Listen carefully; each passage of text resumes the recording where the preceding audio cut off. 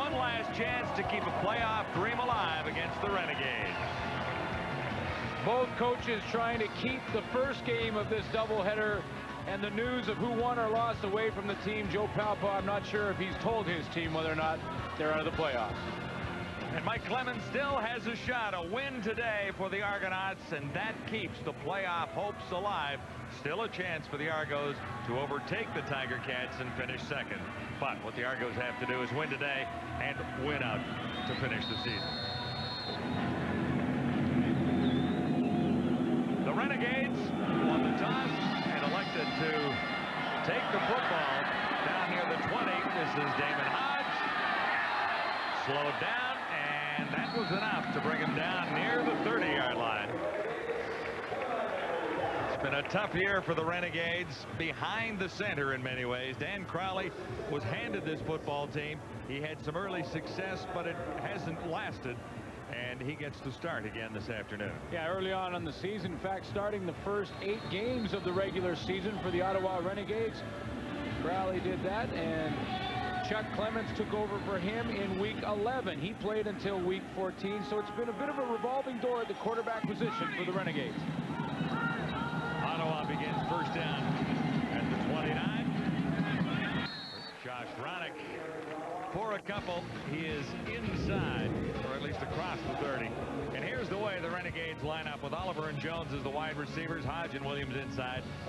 Josh Ronick will run the ball, and Crowley will call the signals. A veteran offensive line, and Carl Coulter is the heart and soul of the Renegades up front. Jimmy Oliver versus the Toronto Argonauts in game 2 this season at 122 yards receiving. 5-pack in for the Argonauts. A flag goes down as Crowley takes off, and he'll be stopped short of the first down. Grabbed by Demetrius Maxey. Had a conversation with the offensive line coming into this game for Ottawa. They say that front 4 is the best in the league. Johnny Scott back in the lineup after missing last week's game due to a concussion. And there is your secondary. Orlando Steinauer heading into this week led the CFL in tackles from the safety position. And Joe Monfort heating up a little bit for the Toronto Argonauts under Mike Pinball Clemens. Starting lineups brought to you by Midas. See Midas for all your car care needs.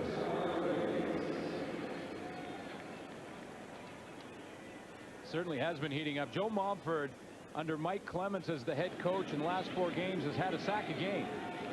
And under Echeverry prior to that, only 4 sacks in the first 12. That's right. So 4 sacks in 12 games. Basically, if Mike Clemens was the coach all year, he'd be at 15 right now. So Clemens has given Monfort the green lights to go after quarterbacks. Bit of a charge of the kick by Ivory. And this is Bashir Levinson returning for Toronto. Stops at the 38-yard line. It's Wendy's CFL Live, second half of the doubleheader. We're live at Skydome.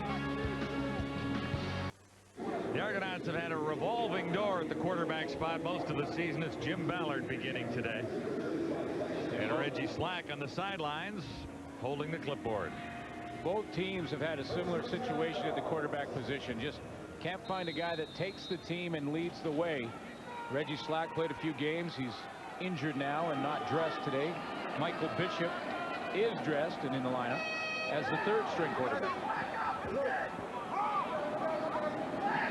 First down for the Argos, facing a 5-pack of receivers. Robert Drummond breaks one. Drummond needs a block, may get it. Still on his feet as he crossed the 10-yard line, and submarine there by Dante Gamble. Well, the only guy who had a chance at Robert Drummond was going to be the safety Donovan Carter. Look how far to the right he got. He was all caught in the wash. Well blocked at the line of scrimmage. John Terry with a nice kick-out block from the tackle spot, and Robert Drummond is off and running.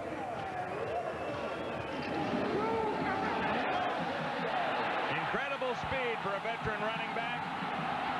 A 63-yard gallop, and the Argos are sitting pretty. First and goal to go inside the 10. They'll begin at the 8-yard line. Ballard looks to the end zone and fired it 10 yards through. So it's Ballard starting at quarterback with Ted Albert and Andre Talbot, the wide receivers. The number 1 receiver in Toronto is Daryl Mitchell. He's been that for years. Demetrius Bendros on the other side. Drummond to run the ball. He's done that well already. And up front, Chad Boak is the center of things with St. John and Annunziata as the starting guards for the Argos here today. Daryl Mitchell, the key offensively in the passing game for the Toronto Argonauts. More on that in a moment. He is the man. Ballard has Mitchell, and Mitchell is dragged down by Alfonso Roundtree. When you look at this front seven for the Ottawa Renegades, Kelly Wilshire is the only player, in fact the only player in the entire defense to have played every game for the Renegades. They're young up front. They played well, but they've been revolving door as well. And there's Gerald Vaughn back in the lineup, the halfback position, the leader in the secondary. Kelly Wilshire, the only guy to go the distance so far for the Renegades. And typical of this Argonaut season is this situation right now. It's a 3rd down after that brilliant 63-yard run. Should have set up a touchdown. The Argos settled for 3 from Noel Prefontaine. Settled for 3, but a good start on a special afternoon, a special game. Well, I think so. I mean, the Argos are overwhelmed by what's going on here today in some ways. A special day at Skydome. Muhammad Ali in person for the greatest good is part of this afternoon. The Argos are still trying to keep playoff hopes alive and concentrating on a football game. And the reason that all the great guests that will be here at halftime, will be here throughout this game, are here is to find a cure and the cause of Parkinson's disease, a great cause, and the football game part of this whole story. But it's a good start for the Argos when they've got more viewers, more fans, to get a good start to this football game. Just a wonderful 63-yard run. I was just suggesting they would have liked to have been in the end zone after that. Here's Crowley, and a flag is down as the catch is made by Damon Hodge right at midfield. 2 flags down on the far side. Orlando Steinauer over to make the stop. Very confident throw from Dan Crowley to start this game. 3 quarterbacks are now basically auditioning for next year. Substitution. Toronto number 23. Penalties declined. 1st down. Renegades will take the gain of 20 yards. Chuck Clements had a chance, had 4 games in the lineup. O.T. Sampson to his right. All 3 quarterbacks are in an audition now. 2 games left in the regular season to show they have what it takes. There's the reverse. Snapped up by the Argonauts, and there's nowhere to go as Ronick handed off to Reggie Jones. And guess who was waiting? Ottawa Renegades have nothing to lose in this game. They can play spoilers and knock off the Toronto Argonauts, and so they're going to pull out all the stops. They're going to try some different things. You're going to see Reggie Jones coming from this side of the field. Here he comes. But I guarantee you one thing. The Toronto Argonaut defense and their entire staff has said, look, this team has nothing to lose. Be alert for almost anything. Montford was there. Montford was there, creating a 10-yard loss, and that makes this 2nd and 20. Crowley unloads in a hurry, far side, and he got hammered as Michael Fletcher burst through. Well, Michael Fletcher is going to line up all over the defense for the Toronto Argonauts. Because Orlando Steinauer stays at the safety position, you're going to see Fletcher, who's going to come right off the edge. Basically, looks like he's lined up as a rush in. He gets down into a 3-point stance and is right there to deliver a huge hit on Dan Crowley. Those hurt. So it's 3rd down. Renegades back at the 30, and that's Jimmy Cunningham waiting for the Argos. And his 20. Harper behind this one. It's not deep. Bouncing in front of the 30-yard line, and no return possible for Jimmy Cunningham. Argonauts have a 3-0 lead. The CFL live from Skydome. The Argos have the lead, set up on a 63-yard run by Robert Drummond. Let's bring in John Lou. Well, John, Robert Drummond made his mark on the game already, but he's playing with an awful lot on his mind. His grandfather, Calvin King, is in a hospital bed in Syracuse, New York, and as of yesterday, doctors only give him 24 to 48 hours to live due to a heart condition that's been brought on by his fight with lung cancer. Now, the Argos have given Drummond unconditional permission to leave in the event that something does happen, but Drummond has told us that he's committed to stay in the game. He will not leave until afterwards. He spoke with his grandfather today and got a little pep talk from him. Said that his grandfather said that he would wait for Robert to finish the game. So, poignant moment, and Robert Drummond's playing with a heavy heart today. Of course, Robert Drummond is from Syracuse, so he knows how to get back home as quickly as possible after this one is over to be with his grandfather.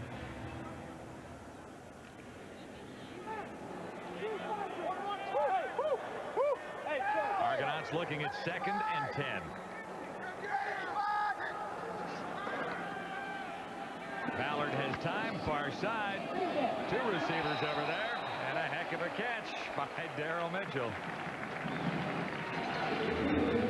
We talked about more on Daryl Mitchell in a moment. Daryl Mitchell has got 907 yards receiving so far this year. The rest of the starters and backups in the lineup have less than 900 yards. And versus the Ottawa Renegades, Mitchell has been a one-man wrecking crew in the passing game. 10 catches, 228 yards, and 3 touchdowns in 2 games this year versus Ottawa. 19-yard gain there, and really when you look at it, it's Daryl Mitchell and the rest. Well, that's exactly what it is. In fact, this is really amazing. When you look at Daryl Mitchell, 10 catches, 228 yards, 3 touchdowns. There are 15 other Argo receivers listed in the stats right now. Some of them don't play on the team any longer. But altogether, the 15 add up to those 9 catches for less, 100 yards less than Daryl Mitchell against the Ottawa Renegades. That's how important he is in the passing game.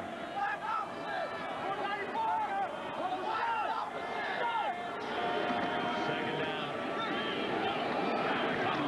Catch not made. Robert Drummond was the intended receiver of Jim Ballard there. And when you look at Daryl Mitchell, that is an Argonaut problem. I mean, they have one guy who is absolutely great, and they have been looking all season to find someone to complement him. Because there are things you can do defensively if you just have one weapon in the lineup, and so Daryl Mitchell sees a lot of attention because of it.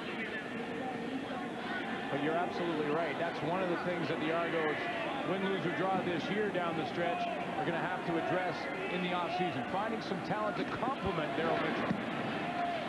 Prefontaine sails this one. It'll trickle into the end zone and roll out for a single point. Dante Gamble really had no chance to make a play on a 58-yard boomer from Noel Prefontaine. Fontaine has all the points for Toronto so far this afternoon. Last week against Hamilton, he got the most important one. Well, it was a crucial point for the Ticats. This was the point that won the game in overtime for the Toronto Argonauts and kept their hopes alive in the playoffs. Prefontaine hammered it through for the extra points. And that's why the Argos are still fighting for a playoff spot here this afternoon. And he is one kicker that steps beyond the box when you talk about kicker's reputation. He's on the outside of that box looking in. Likes to get involved. Any chance he gets, Jimmy Oliver. And he's close to a first down. We'll see where they spot it. Adrian Smith covering on Oliver there. Dan Crowley has got 3 games to show not only the coaching staff in Ottawa, Joe Powell, and the rest of the staff with the Renegades, but also the entire CFL, that the way he was projected heading into this season is the way he can actually perform.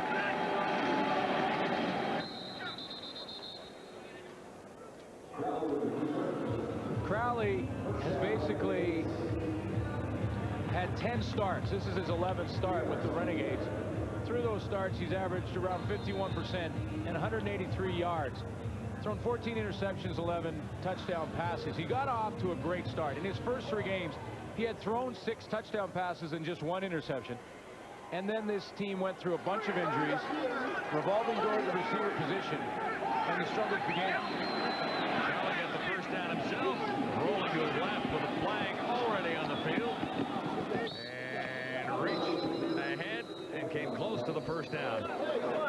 Leroy Blue might have been a little early, leaving the Argonauts defensive front. And you know, John, when you look at the Ottawa Renegades season and you look at the expectations coming in, I think both Joe Paupow and Eric Tillman, the general manager, thought 7 wins would be a good season. Their first 5 games, 2 wins in this first 5, and they lost 1 in overtime to Saskatchewan out of the gate. They got off to a pretty good start. Then they had a bunch of injuries, lost 5, next 5 in a row, and then won 1 of their last 5. And the points just keep dropping because of the inconsistency.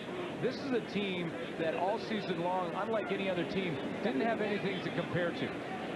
Every team in the league can say, hey, this is what we did last year. Here's where the holes that we filled from last year.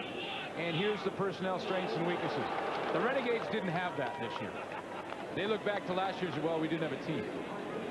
Here's how we put together a team, and then they hit some injuries, and expansion teams throughout the league haven't fared very well, other than the Baltimore situation where Don Matthews, who knew the league very well, stepped in and put together the type of team that would have success in Canadian football. The Renegades have had their moments. They're sharing one right now. Another first down for Ottawa. Crashes around the right side after taking the pass from Crowley. The other guy they lost, and this was after week 4 of the regular season, was Darren Davis. And you know, when you the head coach and you're trying to have something that you can hang your hat on offensively, Darren Davis was the guy. Then they lost him. Josh Ronick came in. He's played fairly well for them throughout the season. He had some fumble problems early on. But they lose their best offensive player after week 4. 2nd and 4 after Ronick picked up 6. This will be a first down as Maurer makes the catch, and he's down to the 26-yard line. Good protection for Dan Crowley. Well, John, you know, one of the most consistent parts of this offense has been that big old line. They've got 3 from the Hamilton Tiger Cats this year, and Carl Coulter, the leader in the middle. Seth Bittman on the outside, number 64. He handles his man. Remember, this is a tremendous pass rush that the Toronto Argonauts have. So far this season, that Ottawa offensive line ranks 3rd in sacks allowed. They've only given up 18 in 15 games on an expansion team. That's pretty good. Well, and really, the offensive line has been the strength of the Renegades first season. I mean, on offense, absolutely. Yeah, absolutely. Well, and it's been I think overall of the team, has it not? Yeah, I mean, the offensive line as a unit, yeah, as a unit. And I mean, they found some people to play up front on defense because of the consistency. Carl Coulter, the leader, has played every game, and that's what you need. Seth Dittman on the outside has played every game. Those are the guys that come over from the Hamilton Tiger Cats. You know, other than Val St. Germain missing a game and George Hudson missing a couple, they've been together the entire time. And because of that consistency and the fact that there's some veterans mixed in there, pretty much all have experience in the CFL, you've got a chance for success. Mike Maurer picked up 20 yards, and that sets the Renegades up with a first down here. Crowley gets to the 25, and that's about all. So, you know, when you look at the strength of the Ottawa team this year, that offensive line, now the strength of the Argonauts is on the defensive side of the ball. And particularly up front. Yeah, and that's where this matchup tonight is fun to watch, because now you've got Demetrius Maxey, Johnny Scott, Joe Mumford, and they're going to play Reggie Gibbons up there too, and a little bit of Leroy Blue on the rotation. That's a pretty good group. So now you've got strength against strength in the trenches. 2nd and 8. Crowley is on the money, but well short of a first down. In fact, stopped right at the line. Jimmy Oliver slanting in. You know, and the strength personnel-wise for these Argos on the defensive side of the ball. Orlando Steinauer you know, maybe hasn't been talked a lot about. Michael O'Shea has played consistently in the middle. He calls the defenses and runs the show. And so, you know, Mike Clemens, as the head coach, can rely on the strength of his defense. As the general manager in the offseason can likely say, you know, maybe we have trade bait on that side of the ball as well. So the Renegades, with Tynes nailing the field goal from 32, get within a single point. Well, a special day at Skydome. Muhammad Ali in person for the greatest good. Let's bring in Rod Black with a few thoughts on that. Very special halftime is planned here this afternoon. Some impressive guest list, including Larry Holmes, Evander Holyfield, George Chiavello, Warren Moon. Yeah, you want to stay and watch the entire extended halftime. Lennox Lewis will be here too. That's right.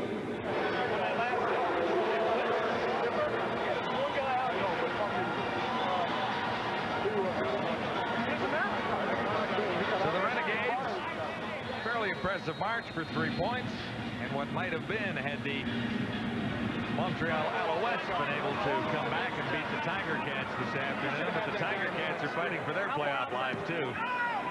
So Lancaster and company needed a victory in Montreal today. Jimmy Cunningham, the Jet, takes out for the Argonauts. Good blocking in front, and he ran out of room on the far side. Exactly what happened. He wasn't, it didn't look like anyone was going to tackle him. He just ran out of field, which is tough because in the Canadian Football League, the field's that much wider. We've got 65 yards of room, but Jimmy the Jet needed 66. He got to the outside, had lots of blocking help. Bashir Livingston out in front of him and just ran out of room on that sideline. Big plays, one from Cunningham, one from Robert Drummond so far in the story of this game for the Argos so far. That was a 52-yard return. Earlier, we watched a 63-yard run from scrimmage by Robert Drummond to set up Toronto's first points. And here's Drummond. Maybe 4 yards on that carry as he ran into the strength of that Renegades front. Got off to the great start, and no surprise that Robert Drummond is going to be involved a whole bunch in the offense for the Toronto Argonauts. This is how Toronto started the game. The very first play, over 60 yards for Drummond, and they're going to go after them along the ground because John Grace, the best linebacker this year for the Renegades, is not in the lineup today. On second down, Ballard looking for Mitchell. And that was Byron Capers, an ex-Argonauts, who got a hand in there. Daryl Mitchell using a little bit of the waggle. You see how he tried to stem. That's called a stem when the receiver goes to the outside and tries to make the defensive back think he's going to the corner, to the sideline, and then go back into the middle. That's how we did to try and get open early, but Capers reacted and went right through his hands. Critical game for the Argonauts. They must win this afternoon to keep playoff hopes alive because of that Tiger Cat victory.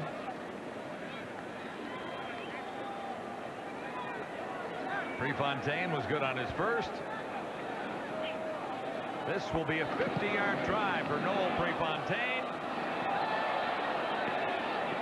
And it rolls through the end zone, so Prefontaine ends up with a couple of singles on the afternoon and an early field goal.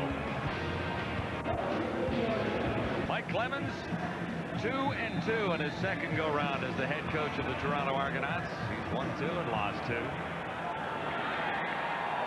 And would like next year to get off the sideline again, I'm sure. I think so. Coach in the offseason. Both wins against the Tiger Cats, which is kind of interesting. First down, Ottawa. Wide open target. Aubrey Cummings, the ex-Stampeder, who is anxious to get back to Ottawa and his football roots. You can tell the way that Dan Crowley is throwing the football. He's going to roll this way and then throw back across the middle. Big time roll out left, turn the shoulders around, and then crank it right over the middle. Tell the way that Dan Crowley's playing with this sense of urgency that it is a tryout for him. He doesn't want to go to camp next year and be designated the backup in day one. He wants to go in and compete for the starting job. He's got to play well for 3 weeks to do that. Josh Ronick got a little push from behind for an extra yard and a bit. Eastern Division standings changed just a little bit as a result of action earlier this afternoon, and that Hamilton win over Montreal. You see the Tiger Cats hanging around second where they've been all year, but now they have a 3-point cushion on Toronto. Well, they've exercised a bunch of demons too. They won a game on the road for the first time this season, and that's huge for Hamilton. And that puts the pressure now on the Argos and Mike Clemens. He's got to find a way to win today to keep pace. 2nd and 6, and Crowley has a chance for the touchdown and gets it. Dan Crowley for Damon Hodge, who made the catch and then made the run after it. Well, Adrian Smith closed his eyes. Either closed his eyes or didn't want a whole lot to do with this play, because he's in coverage, ball over the middle, kind of took a half shot, and that's not going to get it done. Hey, don't get satisfied. A 34-yard touchdown for Damon Hodge, his 2nd in the CFL. Convert is blocked. Argos still have the ball. And this is Smith heading for the end zone. Oh, baby. Adrian Smith in the right place at the right time to make the coaches forget about the missed tackle.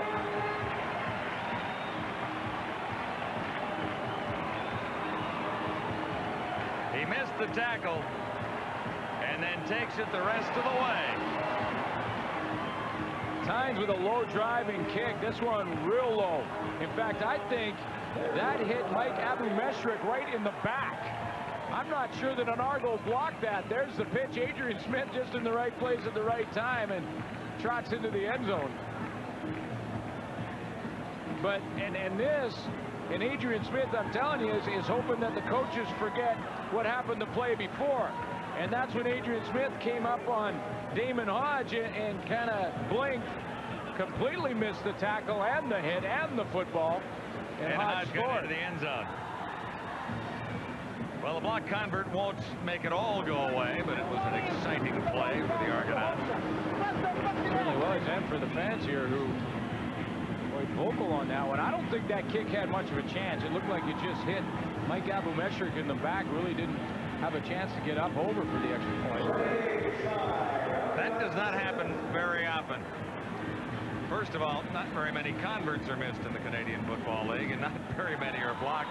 Like field goals, they don't get blocked very often. Punts, yes. Well, the reason they don't is because they happen so quickly. I mean, from the time the ball is snapped to the time the ball is kicked should be about 1.3 or less, and that's 1.3 seconds or less. Snap, pin, kick, and it happens so quickly they're awful tough to block. But look at how low that ball was. In fact, that ball didn't get more than about 2 yards off the ground. Well, the Argos claimed 2 points back, but it's the Renegades in the lead in the touchdown just prior to that. Jimmy Cunningham stopped near the 35. 3 seconds remaining in the opening quarter. So 2 points for the block convert in return. And it's 9-7 Ottawa leading Toronto. Jim Ballard playing with some banged up ribs, still feeling some of the effects of a concussion a couple of weeks back. Other than that, he's 100% healthy. And that's about 99% of the players at this time of year are going through something. First down, Toronto, trailing by 2 now. Robert Drummond, 3, maybe 4 yards. Kelly Wiltshire made the stop there. 20 CFL Live from Skydome, Toronto. And that's the end of quarter 1 with the Renegades leading the Argonauts 9-7. You know, I wonder if Muhammad Ali has ever seen a CFL game, because he's going to see some things he's never seen before. He's probably asking, you know, what is going on here? Anyway, Toronto needs to win here, obviously, to keep pace with Hamilton, who won earlier today in Montreal. And they start very well, Schulte, with a veteran running back. With Robert Drummond. If they can reproduce these type of plays, they're going to win this game. But it's also a bad play by the left defensive end for the Ottawa Renegades, Michael Barreau. Watch here. We're going to see him isolated on the play. It's an outside technique, but he has to take care of the inside seam to the left of the tackle, because Kelly Wilshire has that outside. He takes the easy way out. They're around the outside. What does Robert Drummond do? He reads the play with great vision because his shoulders are square the line of scrimmage. Robert Drummond is going through a lot in his personal life, sign of mental toughness to be at your best, even though you have some personal issues, Matty. Yeah, Schultz, the Argonauts wanted to go to Drummond and go to him often. Yes. It's kind of like the Renegades did with Darren Davis when he was healthy. When he went down, that's when the Renegades season took a turn for the worse, as did Dan Crowley's opportunity. But Crowley's got a chance to shine tonight again because Powell's gone back to his pivot. And here he shows off his running ability. He can make this happen better than any other candidates at the quarterback position for the Renegades. Then he shows off his strong arm and his poise. Stay in the pocket, setting up, throwing a strike to Mike Maurer. Dan Crowley is a quarterback of choice to Joe Powell. Early on in the season, when he lost Davis, they lost a lot from that offense. They couldn't utilize that offensive line. They had to go to the receiving core. That's been remantled. So it's a situation, Jacques, where Crowley gets a second chance. And I think he deserves that chance. I think he's the guy for the future. If you're going to focus on one guy, it should be him. And for Toronto, of course, they're focusing on Jim Ballard right now. And he's probably not their first, second, or third guy they wanted, but he is the guy now. And what they want to do with him in this game is get him to start throwing the seam patterns. So we saw him try it right here. Unfortunately, he missed his receiver, Mitchell, on that play. But in talking to Paul Mazzotti, Ottawa likes to play a lot of man-to-man coverage, and they feel that Ballard is very good at hitting his backside of the backfield, but not pushing the ball down the field. Ottawa, of course, knew their situation, that they had no playoff hopes coming into this one, but it looks as though they've come to play spoiler. Big time. Well, when you look at this Renegade season, the first half has been kind to Ottawa on many occasions. I mean, in 3 victories so far this season, a couple of overtime losses. Yeah. Joe Powell's team has been very, very close at halftime on several evenings. And you got to admire what they're doing here today. They likely know that they're out of the playoffs, and they didn't get that news until just before kickoff.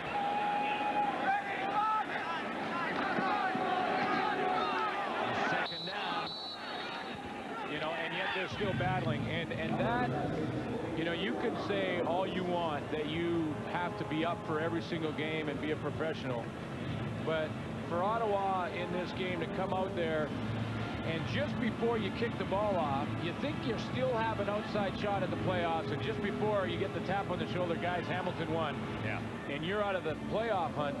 And now you've got to try and reach down a little deeper and find a way to go compete. And that's the bottom line, and that's what Joe Powell wants to see no matter where they are in the standings. And he's seeing it so far from his team in this one tonight. It was second down. Kelly Wilshire batting down the ball. Prefontaine is in on third down. Another boomer down near the 35. Alfonso Roundtree. A lot of running for not much. A 1-yard net return, and a penalty flag is down.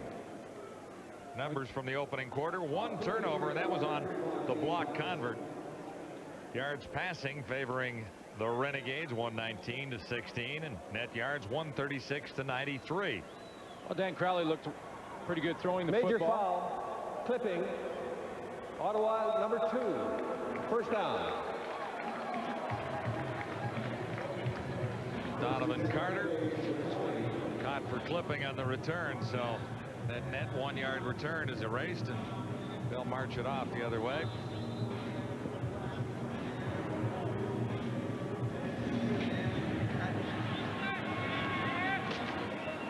So Dan Crowley and the Renegades begin right at the 20-yard line.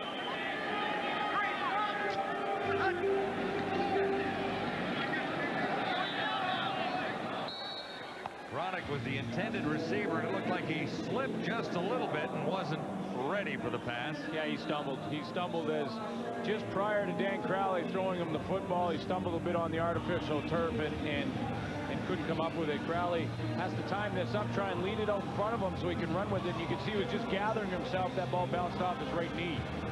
Crowley 7 of 9 for 119 yards and the 1 touchdown.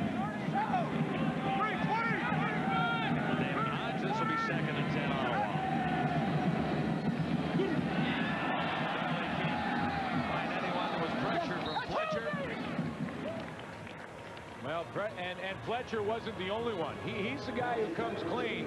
But you can tell when Alonzo Steinauer is moving out of the middle that it's going to be, there's Fletcher off the edge, Reggie Gibbons there. He's just got to take up that block. He takes up Chris Burns, and that allows Fletcher to come free off the edge. When you blitz, you still have those responsibilities. Reggie Gibbons' responsibility as important as Michael Fletcher's, because without Reggie Gibbons, Fletcher is blocked. So Harper is in, standing at his 5. Bashir Livingston back at his 45, ready to return. Let him go! Livingston moving up. And flags come from all directions. I think they've spotted something down there. We'll tell you what it was when we return. Devin. Jim Ballard at the controls for the Toronto Argonauts. Good on 2 of 7 for 16 yards.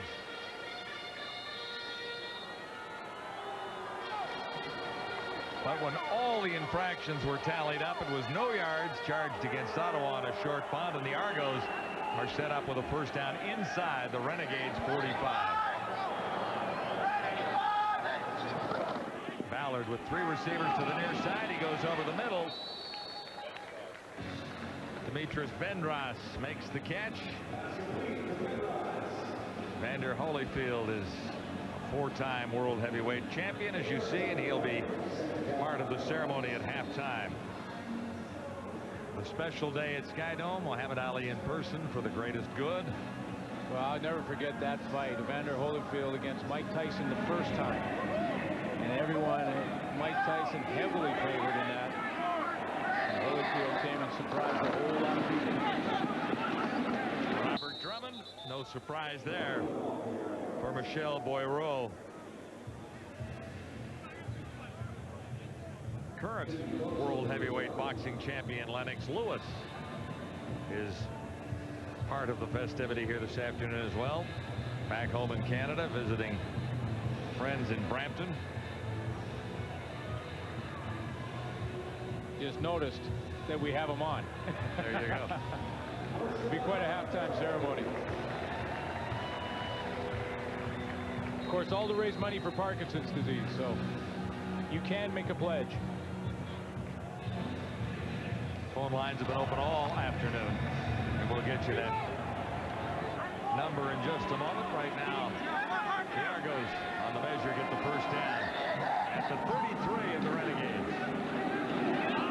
Ballard looks deep. Bendras the target. He's got it for the touchdown.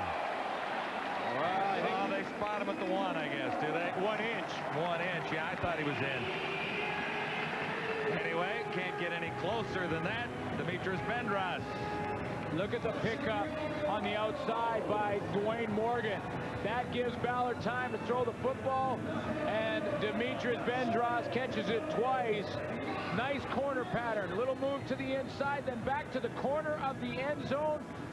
He was controlling it at the 1-yard line, so they got it exactly right. Yeah, George McCullough just couldn't catch up. First and goal to go from the 1 for the Argos. It'll be no problem for Robert Drummond. He's in for the touchdown, but there is a marker on the far side. Well, we'll wait and see this call. Oftentimes the defense is trying to guess the snap count and in that neutral zone. Some spectacular plays here so Offside. far. Ottawa. Touchdown stands. You know, that's great, and it's good for Robert Drummond, and maybe that touchdown a game ball for Calvin King, his grandpa.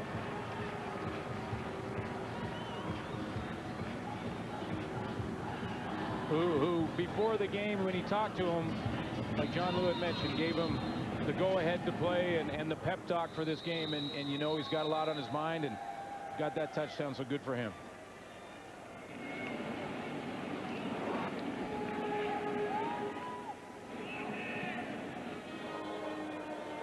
Kelly Wilshire is the injured Renegade.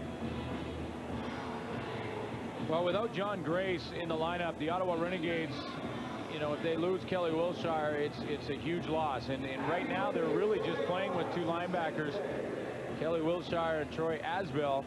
Jason Kralt is also listed as a backup and will likely have to see some playing time in the linebacking core. They do have two extra defensive linemen dressed.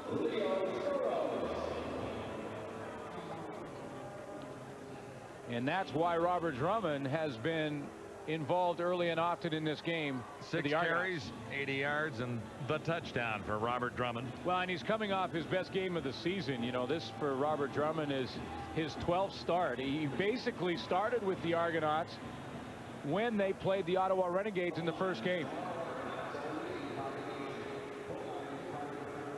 So he's coming off his best game, and he's putting another one together already. Kelly Wilshire, the injured Renegade, still being tended to. We'll take a timeout at Skydome. It's a special afternoon on Wendy's CFL Live. Back at Skydome, it doesn't look good for the Renegades right now. Kelly Wilshire is right here, and he gets grabbed by John Terry, and Terry gets rolled underneath. And gets caught right in the wash. Kind of came to hit that side. That's not good news for Ottawa, who short linebackers already. Kelly Wilshire on the sidelines being tended to as the Argonauts add one more to the total. And like 14-9. Like I mentioned, John, early in the game, Kelly Wilshire, the only Renegade defensively that's played in every single game. And he's now on the bench. Talking about a special afternoon. Once again, Rod Black with Allison Smith. We'll look forward to it at halftime. And right now, a little more action for the Argonauts, trying to keep alive their playoff hopes. With a 14-9 lead on the Renegades. Decent return for Dante Gamble.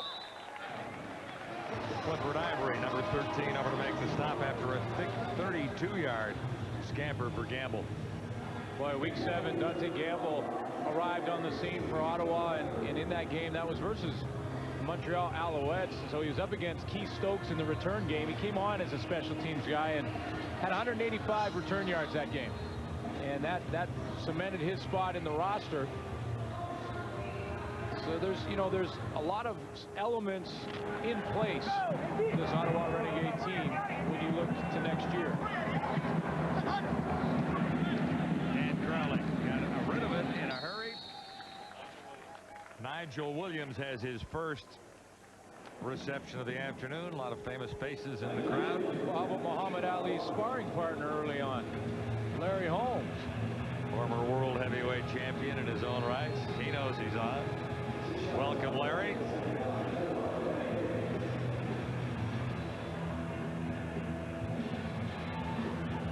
Gain of 6. It'll be 2nd and 4 Ottawa. It's amazing when you read about all the different fighters, and a lot of them here, and the great ones, how they all looked up to and admired Muhammad Ali.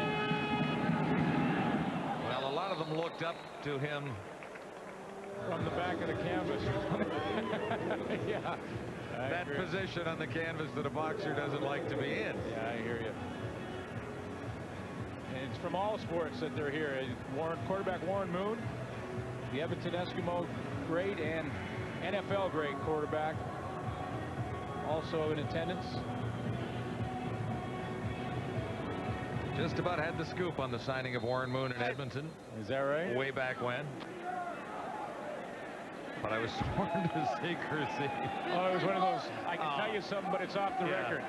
Hugh Campbell, I may never forgive for that one. Anyway.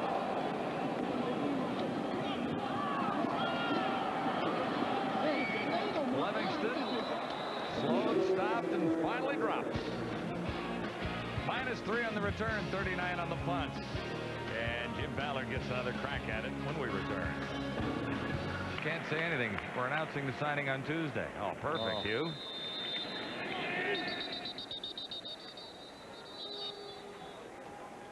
Warren Moon played all right for the Edmonton Eskimos through that stretch. Absolutely. Had a pretty good run. He's got a handful of rings to prove it. Well, and that was the beginning of the Eskimo stocking of the Canadian Football League with all the quarterbacks that have come along. And, following Warren Moon, Matt Dunnigan, and Damon Allen, Tracy Ham, Robert Drummond. With all there, but he had a great run earlier. Well, with all the stars here, it's great that the Argos have been able to come up with some big plays. This is how they started the game with Robert Drummond over 60 yards, the very first play. And there's a lot of fans watching this game that haven't been watching Argo football. They've also seen a blocked extra point go all the way the opposite direction for a 2-point convert for the Argos. So some big plays that some fans that maybe haven't watched a lot of Argo football this year are getting to see today. Allen's out of the way to Morreale, and just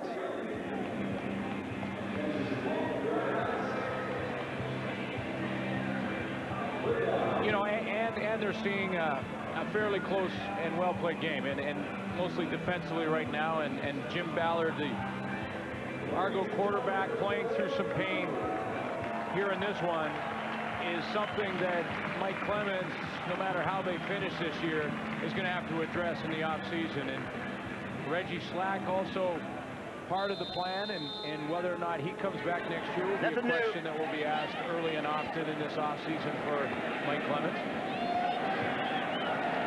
Dave Dickinson may be available and a quarterback on the market.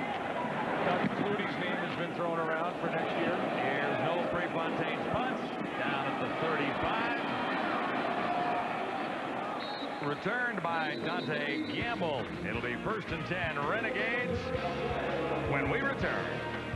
Renegades out of the playoffs as a result of Hamilton's win this afternoon. Shaking his head down there, and here's John Luke. I'm here with Brad Waters, president of the Ottawa Renegades. And Brad, a very nice show of generosity from the club prior to kickoff. Tell us about it, would you? Well, we decided to donate $10,000 to Parkinson's. We thought being a new team in the league and being here for this special event, that'd be important to contribute. And with our great support we've had from our fans, that'd be a good gesture for us to go forward for the Argos and for Parkinson's. Well, Brad, early in the game, I guess you and your team found out, unfortunately, that the season's officially over. But looking back over the season, what are you going to consider with pride? Well, I think a lot of things, and the first thing is the fan support. Our fan support in Ottawa has been great. We know we're here to stay now. We're through that first hurdle, and as an expansion team, we played hard every game, and I think we should have a lot of pride in our team and continue to upset these games and keep winning, and that'll be a lot of fun. Thank you very much for this, Brad. Best of luck next season. Thank you. Josh Ronick with a respectable carry there, and when you look at the Renegades' inaugural season, they really had to be pleased with what they've accomplished. Brad Waters, his staff, well, top to bottom. I know for the people so close, Brad Waters and the coaching staffs and the players, it's tough to see the good that they've done in the league because of the frustration from not winning as many games as they would have liked to. But and especially when they got off to such a good start, and the expectations after a couple of wins in their first 5 just shot through the roof, and they thought, hey, maybe Ottawa can just take a great run in the East. And then they went through the regular growing pains that an expansion team will go through. And they hit some injuries too. Well, that's right, and so because of that frustration and the losses over the last 10 games, procedure, no end, Ottawa. Still second down. I would say due to that frustration, it's hard for guys like Joe Paopao to see the good that they have done. When you look across the country and the addition of the Ottawa Renegades and a football team in Ottawa, it's amazing. It's a great story. The fan support has been outstanding all season long, and they will have a football team before long. Well, here's the other positive thing that you haven't mentioned is the Ottawa Renegades are going to break even in their inaugural season. That's fantastic. Crowley from behind, it's loose. Big Joe Montford set it up, and the Argos have recovered. One of Joe Montford's heroes growing up was Muhammad Ali, and I'm sure he's playing inspired knowing that he's here in the building. And he comes off the edge, and Montford right here with the great speed. Joe Montford has made a living in the CFL doing what he just did to Seth Dibman. Come around the corner with speed that just is too hard and too quick to handle for those big offensive tackles. Johnny Scott diving for the ball, number 72, after Montfort cranks it loose. See Johnny Scott just manhandle Josh Reddick. He just threw him to the, Ronick, I should say, and throw him to the side. And when you look at prior to Pinball Clemens taking over the team, and since Mike Clemens has taken over the team, it's been the tale of two stories for Joe Montfort. 4 sacks in 12 games, 4 sacks in 4 games. No sack there, but he created the fumble, and that's even better. When you look at it from the Argos' point of view, another frustrating afternoon for Dan Crowley. He played the Argonauts in August and threw 4 interceptions in a losing cause, so the Renegades went to Chuck Clements for the September meeting between these two teams, and he threw 4 interceptions in a losing cause. Between both quarterbacks, they just threw 1 touchdown pass, and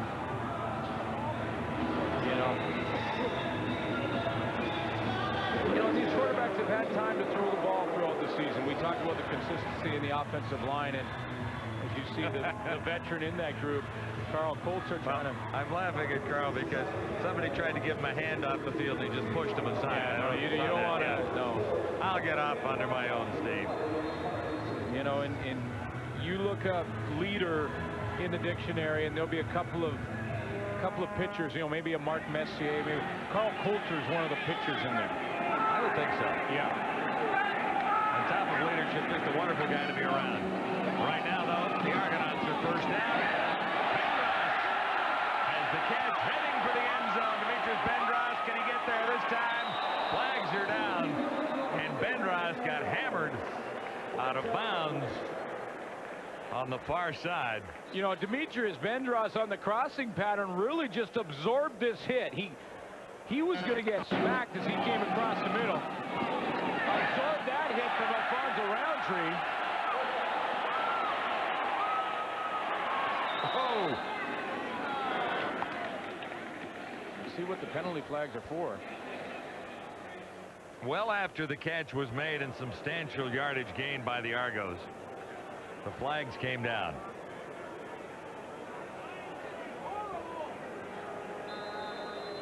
Andre Talbot was over there trying to get a block downfield for Demetrius Bendras. I'm not sure if it was an illegal block. They moved him back away from the goal line. They didn't make the announcement, but I believe that was the call. Had to be an illegal block from the area where the flags were thrown, and this is a Toronto first down. Ballard stands in and was a little short on the toss intended for Talbot. Andre Talbot, 20 receptions, 200 yards for the Argos this season. Well, there was blocking from Andre Talbot down near the end. Let's take one more look. Here's the crossing pattern. Bendras has it there. You're going to see right up at the top of your screen, right there, the legs and Talbot working one-on-one there on George McCullough. I'm not sure if he didn't get held there a little bit and then push that game back, because Bendras was right down to the 1-yard line. Second and 10. Robert Drummond running extremely well this afternoon. He'll have another first down after a 12-yard gain there. That's inspiring to see. Drummond cracked one for 63 yards from scrimmage in the opening quarter. With what he's going through, it truly is inspiring to see an athlete push himself and be as mentally tough as Robert Drummond has to be right now to be able to be performing the way he is. First and 10, Toronto. Drummond again, down to the 5.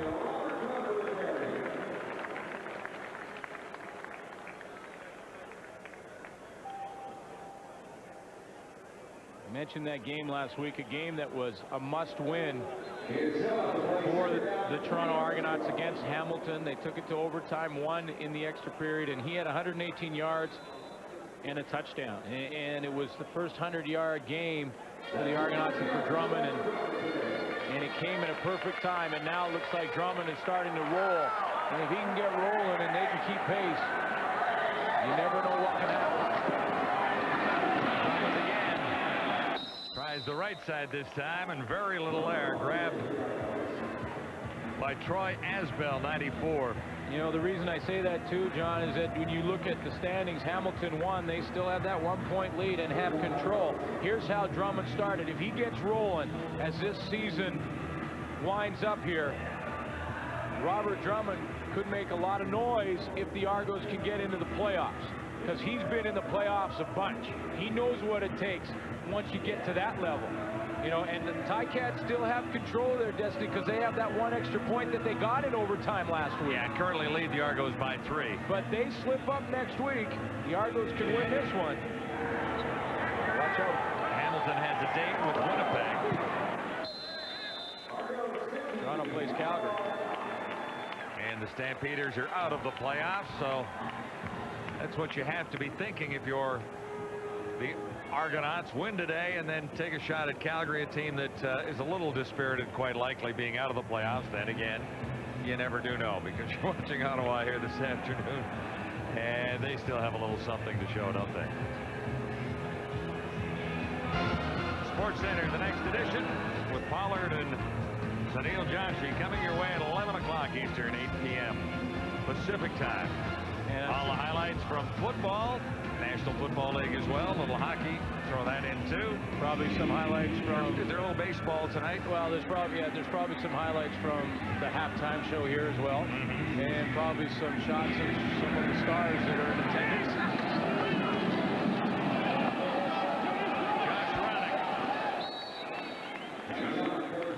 And after giving up a field goal and a 17-9 advantage for the Argonauts, the Renegades are out around midfield with 3 minutes to go until a special halftime ceremony. Wonderful athlete through so many years. 2 minutes and 30 seconds till halftime. Well, Leroy Blue jumped offside there, but he was pointing that... Offside. Toronto 89. Still first down. He was pointing that the opposite side of the offensive line moved first. Didn't win that argument with the officials.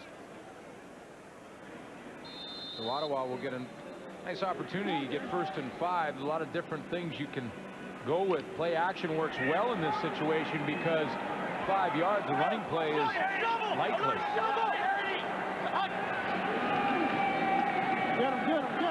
Crowley looks to go deep. He's got a target open and overthrew Denny Montana by about 3 yards. Looked like Dan Crowley's hand was hit just as he threw that football. He had protection early as he dropped back in shotgun. Decided not to go with play action, although he had Josh Ronick standing right beside him. He just dropped straight back out of that shotgun and like he hit Seth Dittman's helmet. Right after he threw this ball, looked right down at his hand, and Joe Mumford pushed Seth Dittman right into Dan Crowley.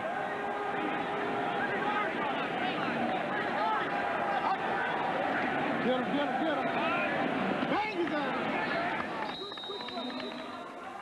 That will be enough for a first down on 2nd and 5. Reggie Jones makes the catch. Well, it was a throw to the wide field, so it looks like Crowley's hand is okay. He looked at the back of it, but didn't look like he had a problem gripping the football to get it out there to Reggie Jones. Again, here are the expansion Renegades hanging in, heading to halftime. Crowley throwing on the run. He's got Montana. Montana had it and dropped it. It might well have been spectacular. Crowley ended up on the turf after getting a long toss away. Denny Montana went to the corner of the end zone, and it was Clifford Ivory who's playing the deep outside third zone, and he's just going to run down, get underneath this football, and just be enough of a nuisance to Denny Montana to cause him to drop that ball. So Crowley with 2:03 on the clock looks at 2nd and 10.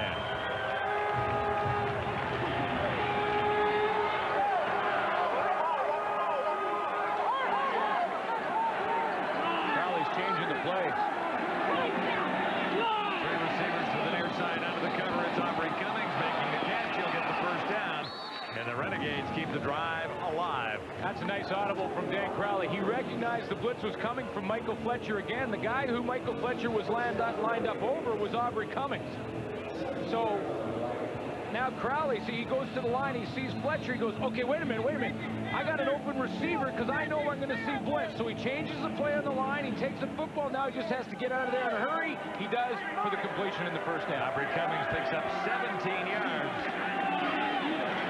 Action fake to Ronick got it. You know, that's he sold it pretty well. Well, Dan Crowley sold you. Dan Crowley got you, because that's what quarterbacks have to do after they hand the ball off, is to continue out like they still have the football. And you know what that sets up is it sets up the play action, like you said. See, this is what you got to do. This is a quarterback. He gives it to him now. Crowley will take off and continue to run out there like he has the ball. And the thought is maybe you take one defender with you as the quarterback, and then the next play we go to play action, and I'll fake it to the running back and keep it myself. It didn't work. It's a loss of about a yard. Jimmy Oliver makes the catch and turns this into a first down. Talk about tough weeks. Jimmy Oliver, the Ottawa Renegades had to bye, so they didn't play last week, and Oliver had to go that extra time knowing that he put the ball on the ground and a chance for Ottawa to go into overtime versus the Edmonton Eskimos in their last game. It was going into overtime. Oliver caught a hitch pass. He had about 16 yards to go for a first down, dropped it. Edmonton recovered and kicked a field goal to win in regulation. Without that fumble, the Ottawa Renegades at least get a point. Ronick pitches it back. Crowley looks to the end zone for Oliver. Jump ball. No catch.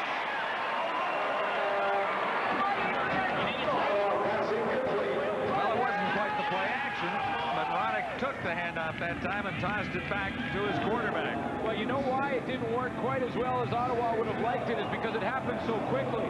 Here's the play. Running back goes in and then pitches it back. But it happened so fast that the defensive lineman didn't get a chance to react, so they continued on in their pass rush. No one was really fooled in the secondary, including Adrian Smith, who really had the best chance of the football at the other end. Monfort got to Crowley. 2nd and 10. Crowley looking for 6. At the 5-yard line. And that was Jimmy Oliver again. Adrian Smith almost went the other way with that one. Jimmy Oliver waited on that football. He was standing outside waiting for that one to come to him. If he steps forward, he may have a chance to catch it.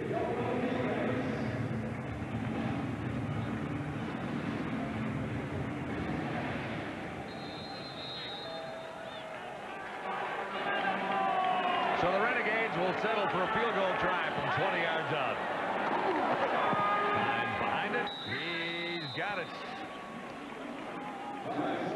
Well, if the Ottawa Renegades didn't find out prior to kickoff that they've been eliminated from the playoff picture, they will at halftime. That's a certainty. And now it's up to Joe Paupow to try and continue to keep the intensity level that he's seen from his team in the first half. Yes, they're behind, but they played pretty well considering the circumstances they're under.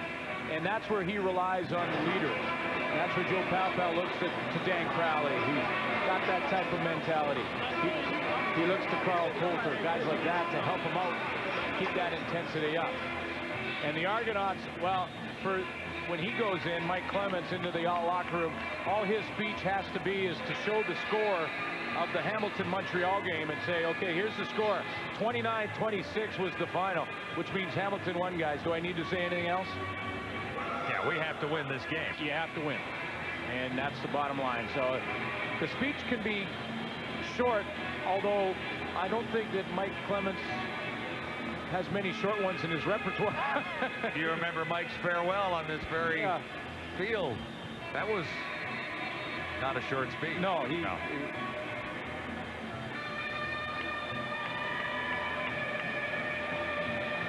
Argos have recent Grey Cup memories of victories in '96 and '97, and since then it's been a bit of a struggle. Well, they've gone through a bunch of head coaches, and and had to make a coaching change midway through last year, and Mike Clemens took over, John Heward, and then had to do it again this year. So until they can find some consistency with that respect, get a coaching staff in place that will be here all season long, that has a bit of a reputation and experience, the struggles will likely continue. That's the first step. Livingston cut down in his tracks on a nice tackle by Darren Joseph. You know, and then for Toronto, once you get your coach in place, then you've got to try and find the quarterback. Now, maybe Jim Ballard can become a good quarterback in this league, but he's not there yet. And as the Argos look at this offseason, and their season's certainly not over by any stretch of the imagination yet, but that's their concern. Head coach first, starting quarterback that's going to be the quarterback they're going to have for a few years here in Toronto second, and build from there. No chance to get it away. Jerome Haywood, number 99, was through, and Ballard a little upset. You know what he did? Somebody missed an assignment. Well, what happened was Ballard saw the pressure, the receivers didn't. Ballard wanted to throw it hot.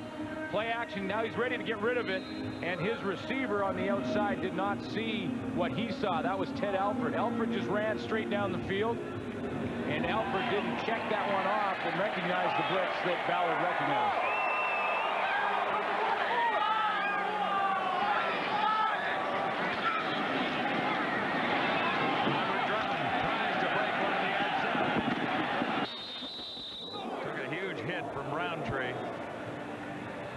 Also over there was Troy Aspel.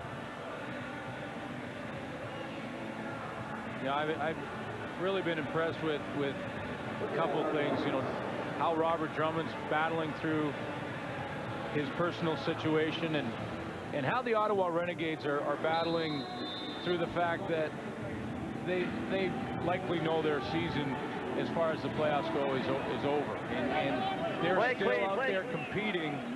And that's one thing coaches will look for. When it's all said and done and you are facing adversity, how do you react then? And they're playing pretty well in this first half. Well, the Renegades are close again at halftime. The Argonauts looking to win and keep playoff hopes alive. There's one half of football to go on a very special day at Skydome. Muhammad Ali in person for the greatest good is coming up at halftime. Let's send you back to Muhammad Ali in person for the greatest good. And they're still collecting donations here at Skydome this afternoon. The pledge lines will be open, as Rod and Allison mentioned just a few moments ago. What I liked about the whole deal was the look on the faces of the players who gathered around to watch Muhammad Ali come down. The players on the field right now have got to be just jumping out of their skin to go and get back and compete, because it was unbelievably inspirational to see him up there. And when Lennox Lewis went up and he got into the stance, and and it was just truly amazing. Well, and the players on this football field, Glenn, have no memory of Muhammad Ali as a boxer, just the legend of the man in later years. So it must have been really wonderful to be on that gangplank down there and watching Muhammad Ali come down. And players from both sides were gathered around, and Ali had a smile and a moment for a lot of them as he left the building. Well, one of the many times Muhammad Ali has been quoted was when he said, "Service to others is the rent you pay for your room here on earth." And I think that ceremony sort of summed that right up. Jimmy Cunningham has the second half underway with a return out across the 30 to the 32, and back into the football vein now with a look at the stats brought to you by Moores. Renegades came on there in the second quarter, late in the second quarter, put a few first downs together, had to come away with field goals, which is why the Argonauts so far have the lead, and the Argonauts relying on some big plays and some production out of Robert Drummond. Halftime stats brought to you by Moores Clothing for Men. Well made, well priced, well dressed.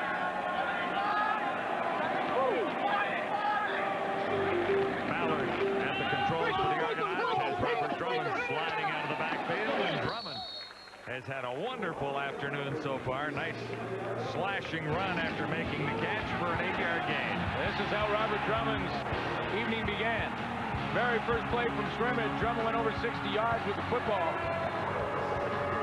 Later in the first half, had a touchdown. And has been looking a lot like the Robert Drummond of old.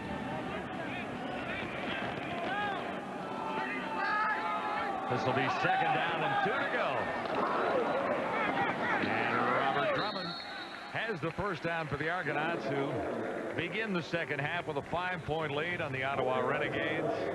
Again, the Argonauts are fighting for their playoff lives. They have to win to keep pace with Hamilton and then hope through the final 2 weeks of the season that they might be around for postseason play. That because the Hamilton Tiger Cats prior to this game beat the Montreal Alouettes in Montreal, their first road win of the season, and puts them at this moment 3 points ahead of Toronto. No. Pass was a little low. Ted Alford able to hang on, but there wasn't much of a gain. Jim Ballard, other than the help from Robert Drummond, has struggled a little bit in this game, but he hasn't got the one guy involved that he needs to, and that's Daryl Mitchell. You can see his numbers are down compared to Dan Crowley's. Well, Mitchell has a couple of catches, but minimal yards, and actually one was for a loss.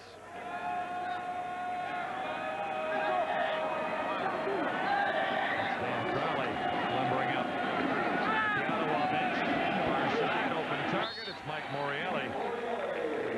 Well, we talk about Ballard having to get the ball to Daryl Mitchell. Daryl Mitchell took 2 defenders and opened things up for Mike Morreale.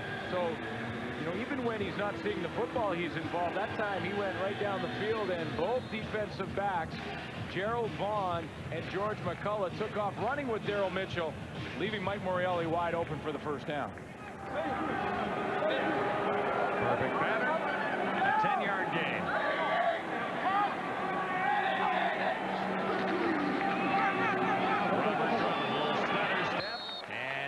Exploded for an extra 5 yards after that. Ball spotted very close to first down territory. John, this offensive line has done a pretty good job so far in this game. Not only for Robert Drummond, pass protection, and that's been a consistent factor for the Argos for the most part this year, especially their tackles, Dwayne Morgan. They've got John Terry outside, and then their center, Chad Polk, who is, again, just like Carl Colt, to the leader, and has to be from the center position.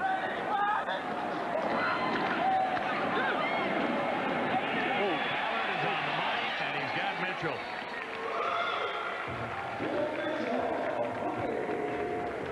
See, Mitchell ran the similar pattern, leaving Mike Morreale open the last time. This time he's going to run the corner pattern, and this time they decide to go out and cover Ted Alford, the short guy on the play.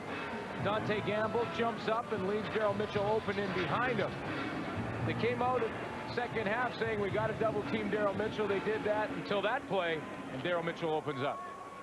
He opened it up for a 20-yard gain, and the Argos at the Ottawa 28, first down. Ballard stands in. He has time. Ben Rounds has the catch, and that'll be another Toronto first down. So Ballard has looked very sharp, crisp in the second half. He's been on target with his passes. Well, he has. He's looked poised in the pocket right now. He's standing in there throwing strikes, and he's allowed to throw strikes because he's not being harassed by that Ottawa defensive line at this point. 15-yard gain there. Ballard had a decent first half. It wasn't spectacular. He wasn't finding his key target, Daryl Mitchell, frequently, but he called a good half of football and had the lead. And here's Drummond again, just inside the 10. Jim Ballard's not known for running the football, but you saw all the attention that Drummond is starting to receive now. And Drummond on that inside running play, Ballard continued outside after he handed the ball to Drummond and was wide open. You know, even Danny McManus occasionally will run with the football. Well, not that frequently, but he does. Once every 3 games. Reggie Slack, of course, made a living of running with the football in the quarterback position. No one home. Looked like Cunningham might have come back towards his quarterback and missed a change up on the line. Well, it was an over and under pattern. And what they do is Cunningham is the under and Daryl Mitchell is the over. And here comes the under. That's Cunningham. Daryl Mitchell will be here. And you know what? It looked like Jim Ballard threw it in between. There's the under, just crossing patterns, and he threw it over the under and under the over. I think I understand that. Are you with me? As a result, up yours. Noel Prefontaine will try and put it over the crossbar and between the uprights. And he does that. 10-play drive. Nets the Argonauts 3 more. It's 20-12 at Skydo. 15 seconds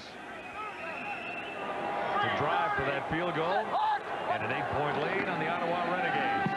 Josh Ronick on first down, Ottawa. Stumbling forward for a couple of extra yards. Yeah, you know, when you're the Toronto Argonauts and you have so much to lose in this game, if in fact you can't go on and win it, coming away with field goals on nice long drives like that over 5 minutes are not going to get it done. You don't want to keep Ottawa close. No, Ottawa's one big play away from being even in this. And on second down and a yard to go, that'll be enough for an Ottawa first down. Joe Palpal likely spent the entire halftime firing up his football team. There's General Manager Eric Tillman, who is always watching the team and evaluating on the fly. But most of the players and coaching staff were out on the field at the very end of the halftime ceremony and trying to get as close as possible to Muhammad Ali. A little too far for the outstretched hands of Damon Hodge, who has the Renegades' lone touchdown in this one.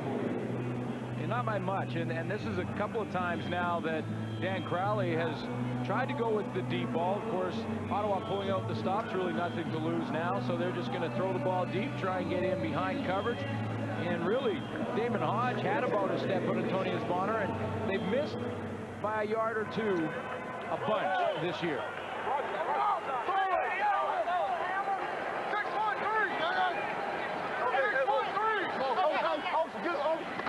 This will be 2nd and 10, and Crowley rolling right, looking deep, and too far again. The intended target this time, DJ Flick. Well, it didn't work for Ottawa, but you can get a chance here to see exactly what they're trying to do to Joe Mumford. See Josh Ronick trying to slip out and provide some help so that Joe Mumford doesn't get the freebie to the quarterback. So getting a couple of guys on Joe Mumford, that allows Crowley to get to the outside. Now, it didn't work on that play. You know they're going to come back to it if they can contain Mumford's contain a little bit. Well, at 5'7", Ronick against Mumford is a little bit of a mismatch. No, you got to bring a big guy in there. Oh, yeah. Yeah. And go! Ronick was just there for a little extra support. Mumford blew right by him. Jimmy Cunningham with a flag down, reversing his field and heading to the far side. He lost about a dozen yards on the return. There's the story so far. There's lots more to come from Skydo.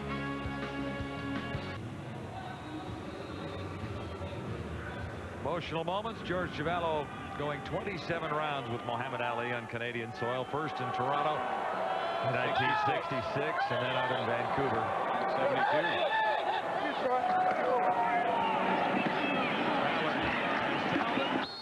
Talbot wrapped up in a hurry. The Argos with 4 first downs on that last drive for the field goal and only 6 total first downs in the first half. Yeah, a little rope-a-dope going on right now between these two teams, and their defenses are making the stands when they have to. The Argonauts did come out and start this second half with that nice 5-minute drive. Joe Palpal, the only good news for him was the fact that they only gave up 3 points. Ballard 4 of 6 for 53 yards on the last drive. Completion to Talbot good for a couple. This is 2nd and 8. Flag down far side. Bendros has it and steps out. Looked like the Renegades might have gotten a quick start.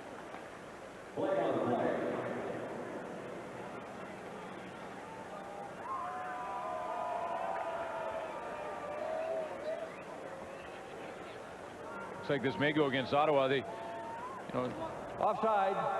Ottawa number 90. Penalty.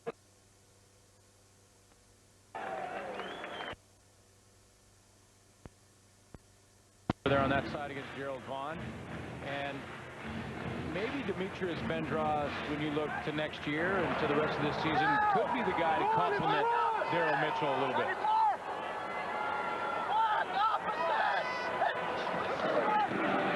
There you go.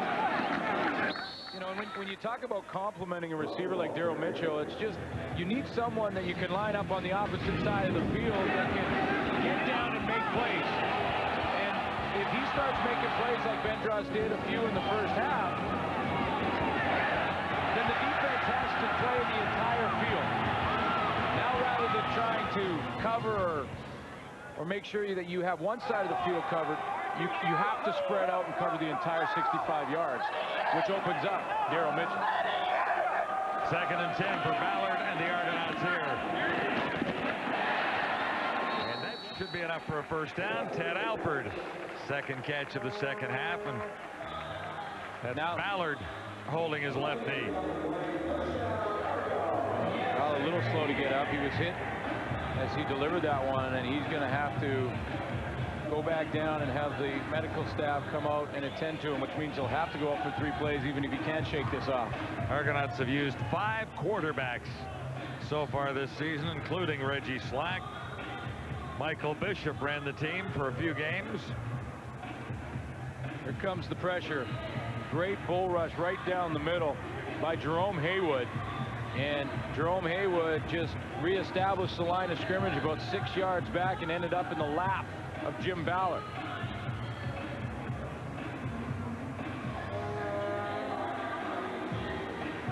Marcus Brady, number 3, is listed as the backup to Jim Ballard this afternoon. Number 3 in succession is Michael Bishop. The guy who started the season, Stanley Jackson, obviously not around any longer, was injured. Reggie Slack came in to help out a few games, won a Saskatchewan game that was important to Toronto. So it went Jackson, Bishop, Slack, Ballard, and we're to Brady now. Yeah, Marcus Brady. I had a conversation with Joe Palpao about Marcus Brady before this game, and Marcus Brady, a lot of people compare to Henry Burris. If you remember, Henry Burris in Saskatchewan, and he's now down in the NFL, and started his career in Calgary, and when you start talking about a guy with a real strong arm, that's what Henry Burris is known for, the ability to move around in the pocket, get outside, but has a cannon of an arm. And see if Marcus Brady has any of those characteristics. So Jim Ballard, 7 of 9 for 74 yards in the second half, is done, it appears. We'll be back. The Argonauts trying to hang on to a hope for the playoffs. Have another quarterback down. John, sometimes you're the bowling ball and sometimes you're the pin. Jerome Haywood on this play is the bowling ball. Sandy Annunziata was on roller skates there and gets his quarterback hurt. I like your windshield and the bug best of all. And here is the new quarterback, Marcus Brady, making an impression on his very first play. Well, hello. Hello. Welcome Marcus to the CFL. Brady. Nice option play and a good call to get him started and get him his feet wet. Get out there, run the football, run the option. If they come and hit you, you get that first hit.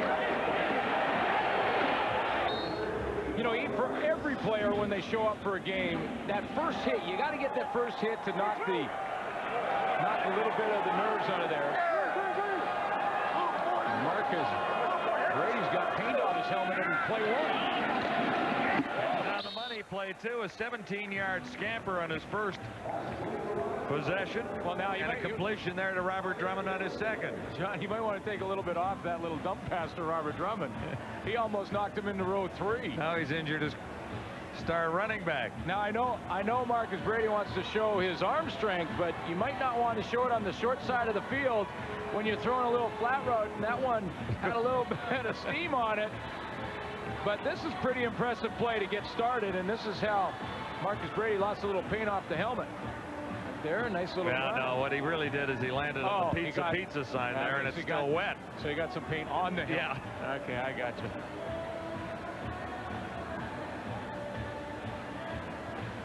Now, the bad news for Toronto is that Drummond, a while to get up from that throw.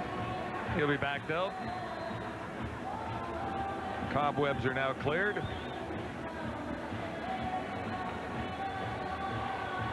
Marcus Brady averaged 363 yards per game passing in his college career. Sean Daniels draws in for Robert Drummond, and Brady just missed Daryl Mitchell. Let's see. On 2nd down and 5. That's just lack of reps, though. That's just Marcus Brady not knowing his star receiver, because Daryl Mitchell has the ability to be able to adjust on the fly. In other words, his pattern is just a straight seam pattern, but he has the ability to just change it and adjust it on the fly if he wants. And if you play long enough with him as a quarterback, you're going to realize that and know when he's going to do it. Marcus Brady hasn't played very much with him. Noel Prefontaine good on 75% of his attempts, all short ones so far today. And that knuckler is wide and low. George McCullough still on his feet, trying to turn something in for the Renegades here, and he's out at the 26. A nifty return on a miss by Noel Prefontaine. Not over yet. Still 20-12. Another long Argo drive. It lasted almost 4 minutes, but no points that time. First down, Ottawa. And those are going to start to add up against Toronto. And you get down, you put drives together, get some first downs, you get down inside the 40-yard line, got to come away with some field goals. The Argo defense so far is doing their job. They've hung on to this lead for Toronto. But the offensive side of the ball is going to start finishing drives. Josh Ronick 9 on his first carry, and he'll get the first down there across the 40. Renegades with 2:53 to go in the 3rd quarter. Still with an opportunity to pull this one out. They're down by 8 points. Oh yeah, there's plenty of time for Dan Crowley to continue to move the football. He doesn't have to force anything. Could stick with the game plan, which includes Josh Ronick in the running game. First down, Renegades. Nice take by Crowley. And he was almost picked off. 2 Argonauts had an opportunity at it. Denny Montana was the target. Clifford Ivory was in the area. And so was Antonius Bonner. Doug Nussmeier, the offensive coordinator, along with Joe Paopao, who obviously does a lot of the game planning for Ottawa, and will signal in the plays to Dan Crowley or whomever's playing quarterback at the time.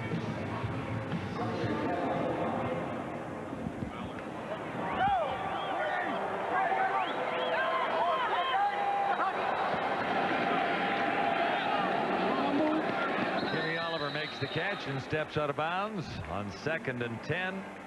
Spot will be important to the Renegades here. He's a little shy of a first down. Dan Crowley, timing pattern to the outside. He knew he was going to get zone defense, and that's what would be the weakness. Unfortunately, you have to hope that your receiver can make a move and pick up that extra yard or 2 for the first down, and Jimmy Oliver wasn't able to do it. Nobody knew.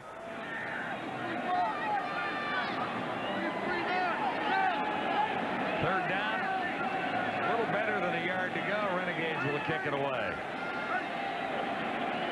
Lawrence Tynes across the 35, just got it away. It was Clifford Ivory charging. And this is Jimmy Cunningham returning and stopped dead in his tracks. That's where the Argonauts will begin. 0 on the return, 42 on the punt. And here's John Lou. I'm here with Eric Tillman, GM of the Renegades and former TSN analyst. E.T., tell us, in your opinion, what have been some of the highs and lows for the club this season? Well, you know, John, I think the high was clearly the opener, to see the old guys back, the Ronnie Stewarts and Mark Cosmos, to connect with the players of the past and their fans.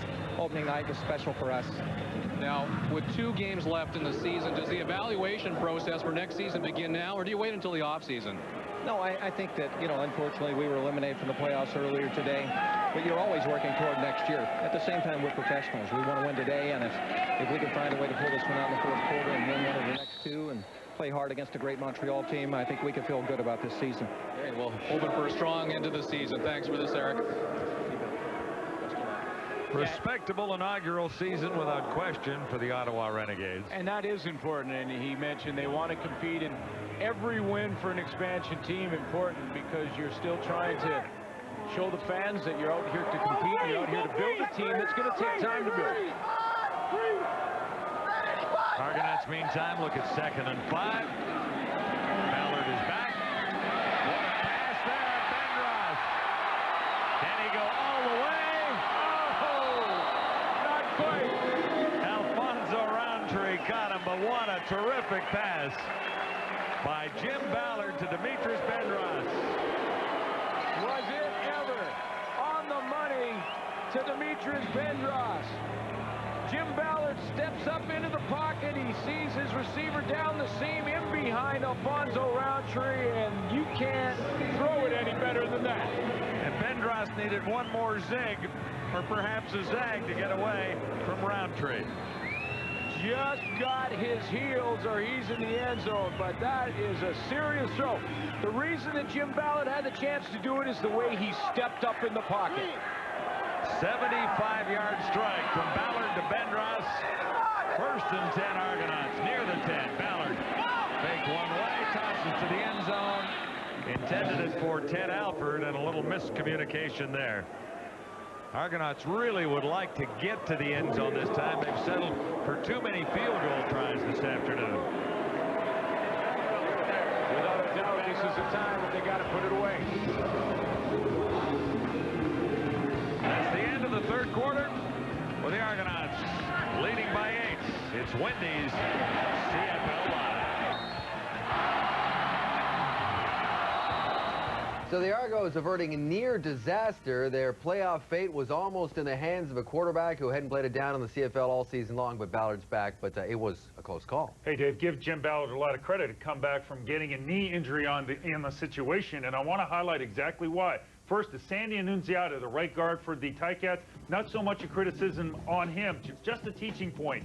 Jerome Haywood is 6 feet. He's 300 pounds. He's a low-leverage guy. You see Sandy Annunziata, his hand is on the outside of the pad. And everything in pass blocking is from the inside out. If you cannot get both your hands on the inside of the pads, all the power of that defensive lineman is going to collapse into your chest. You're going to get bull rush. You're going to hit the quarterback.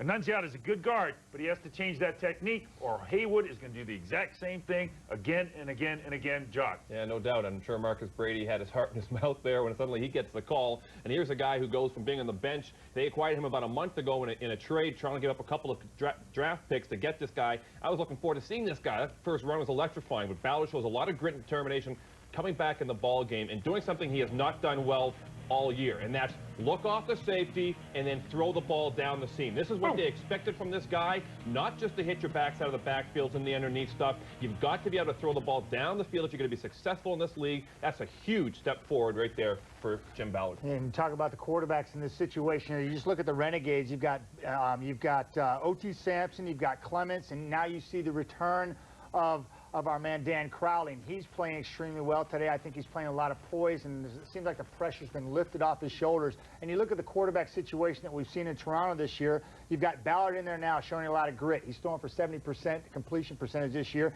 Brady came in, showed flashes. We've seen Bishop this year. We've got Rivers on the roster. Reggie Slack has come in. These are two teams that are going to have to decide from here on out, the rest of the season, which direction they're going. Clearly, the Renegades have gone with Crowley, and it looks like Ballard is the future of the Toronto Argonauts. Another big play by Bendros. He's had a good game today. Sets him up. They're knocking on the door again, John. Well, they haven't been able to get into the end zone so far in the second half, in spite of the fact that the Argonauts have engineered 8 first downs in the 3rd quarter. 2nd and 10, 2nd and goal. There's the toss, and it's too far. Ballard just a little too anxious as he looked for Bendros there. Well, here's how they got down here. I want to show you one more time. Look at the safety, Donovan Carter. Now, Bendros is on this side of the field, and it's Daryl Mitchell. Remember how we told you how they complement each other? Daryl Mitchell, watch how Donovan Carter is so worried about Mitchell that he slides to that side of the field, and Ballard looks there initially. That's the reason the Argos got down there, and Bendros was open. They will have to settle for a field goal again, another one, which keeps Ottawa in striking range. couple of field goals, or at least one. Well, make that two now. It is a couple of field goals for the Argonauts in the second half. They're not running away from the Renegades quite yet. Pretty good plays so far this afternoon. Well, that was the reverse. Ottawa tried, and Montford was there. He's been pressuring the quarterback, came around. And again. That's a shooter better than a sack. Created the fumble and the turnover. Cut loose, basically, under Mike Clemens. From the shotgun. Jimmy Oliver makes the catch. Adrian Smith was waiting. And in fairness, you know, to Gary Etcheverry was not a part, really, to the Joe Montford signing. Joe Montford was signed. Gary Etcheverry was basically handed Montford, and at the beginning, didn't really agree with it. Didn't think that Montford would fit in, although once he had the start, he was happy to obviously have a great football player. Nice pump fake. Oliver is the target again. Not quite. Crowley just missed him as Oliver ran out of room in the near sideline. Montford moves to that outside position one more time right here. And it's going to be running back Josh Ronick that's going to go and step over and help out Chris Burns and double team every play almost against Joe Montford. And just to wrap up that story, so Etcheverry doesn't really know and isn't really a part of the signing initially. Then he has to try and fit him in. He took a lot of criticism because of it, but didn't adapt it either. Didn't change it to allow Joe Montford to do what he can do best, and that's get after quarterbacks, and Mike Clemens has allowed him to do that.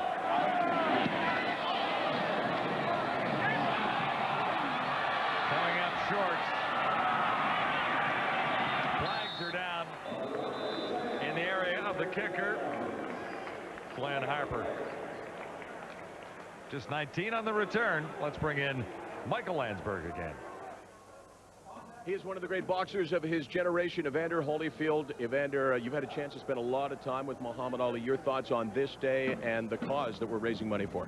Well, the cause is great. When you talk about, you know, heart disease, you know, we all should contribute because it's a deadly disease that crippling a lot of people and hurting a lot of people. Tough afternoon for Jim Ballard. He was shaken up earlier, back in the ball game, and tossed that very impressive pass to Demetrius Bendros. Crowley to the near side. Big one is gone the other way. Adrian Smith. And Crowley got over to help make the tackle. Went to the well one too many times in that quick out. Adrian Smith shaken up on the interception return. First and 10 Argos when we come back. The return of his 7th interception of the season. Big Johnny Scott providing a little pressure. Jake Crowley rolls away and has to throw it blind. Basically whips his head around because Scott's right there. And like Joe Paopao always says to his quarterbacks, you throw an interception, go over there and make yourself a speed bump. And that's what Crowley did. Exactly what Crowley did. Just lie down and now you're a speed bump. So here are the Argonauts on the 33-yard interception return, set up for the first down. And a little too far for Talbot, who was wide open.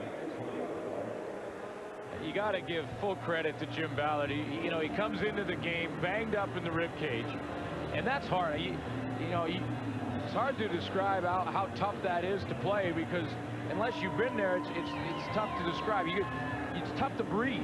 Well, let alone throw the football. Isn't it even tougher for a quarterback when you have to get back and expose those ribs? That's right. You got to lift the arm up, and then he's also got a bit of the effects of a concussion. Then he gets his knee hyperextended because Sandy Annunziata got pushed into him and hit there again.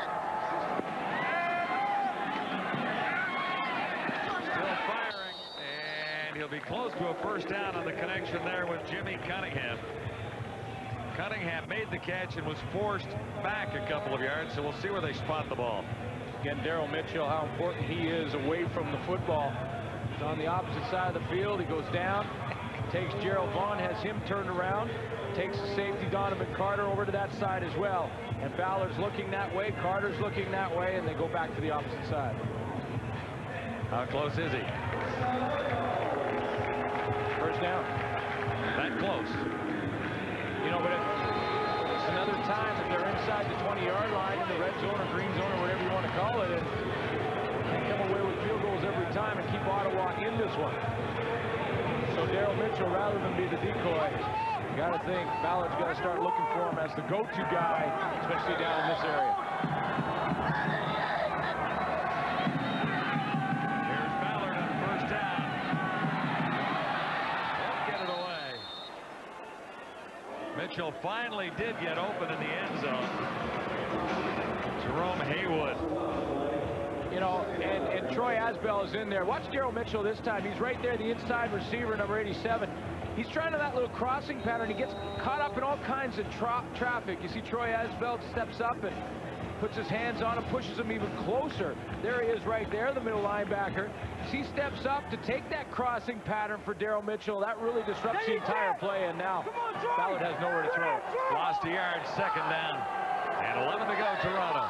10:58 to go in the final quarter at Skydome.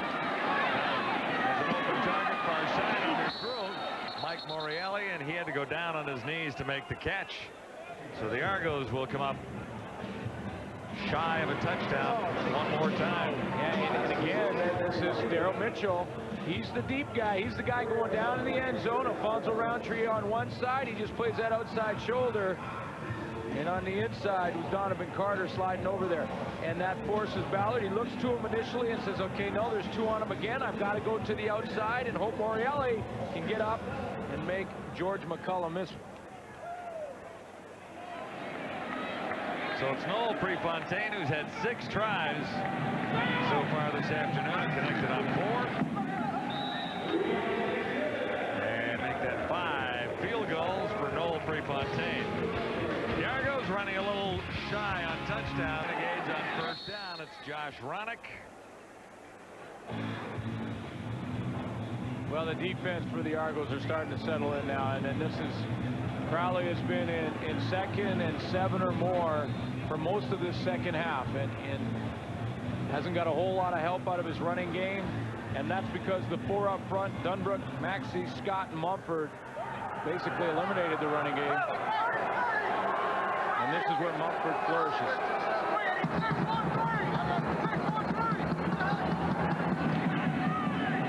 And here's Mumford on the tear again. Complete to Reggie Jones, who's out near the 50.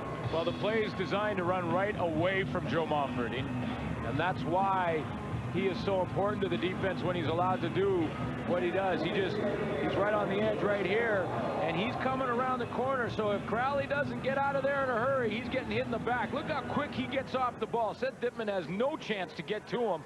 Crowley almost to the sideline when he delivers the pass.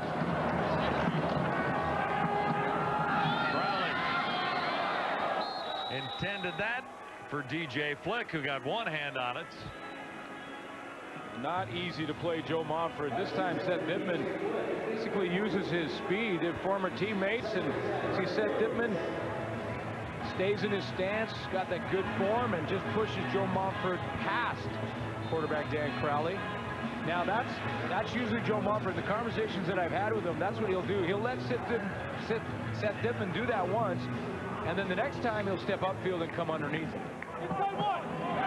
We'll watch that. I'll get Seth Dittman's name right. Don't worry.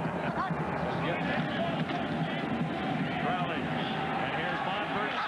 And he got it. Yeah, see, and that, you know, is it always the very next play that happens on? Well, this time Monfort stayed with the same move. He'll save the inside cut for a later time. But again, it's Seth Dittman and watch the same speed rush up high. Seth Dittman thinks he's pushed him past. Fortunately, Crowley had left the pocket and run right to where Mumford was going. First sack for Mumford today, although he had that quarterback pressure that created a fumble earlier and actually set up a touchdown for the Argos.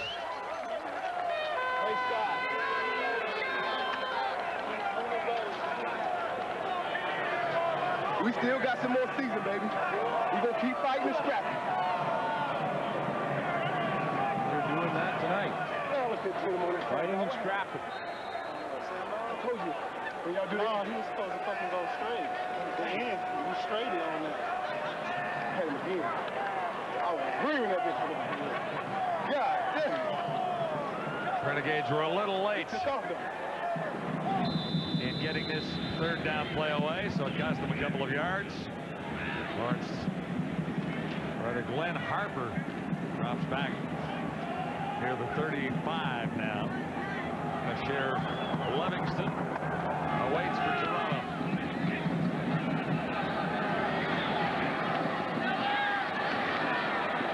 Livingston out in a hurry. Like more there, but here's Joe Montfort getting to the quarterback. We've seen it before. On Friday nights, we're in Edmonton at Commonwealth with the Rough Riders and the Eskimos for another edition of Wendy's Friday Night Football. Kickoff 8:30 Eastern.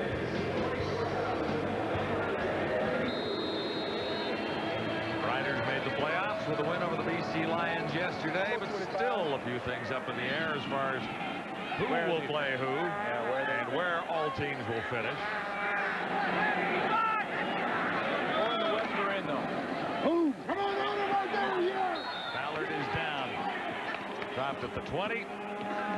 That was Keaton Cromartie getting there. Yeah, and Keaton Cromartie's got to go and do the hot fives with the secondary. He's got to go back there and look at the DBs and say, guys, you did your job, and that's how I got my stat. Because Jim Ballard had time to throw the ball. Keaton Cromartie just kept working at it, He didn't have a receiver. Ballard had to hold on to it, and Cromartie finally got home.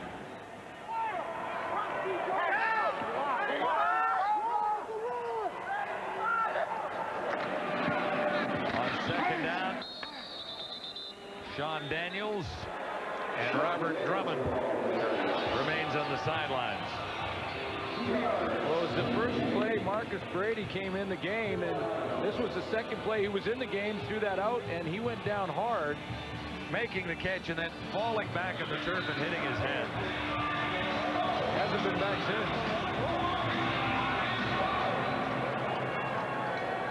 It's one of the reasons Jim Ballard's been throwing the ball almost every down.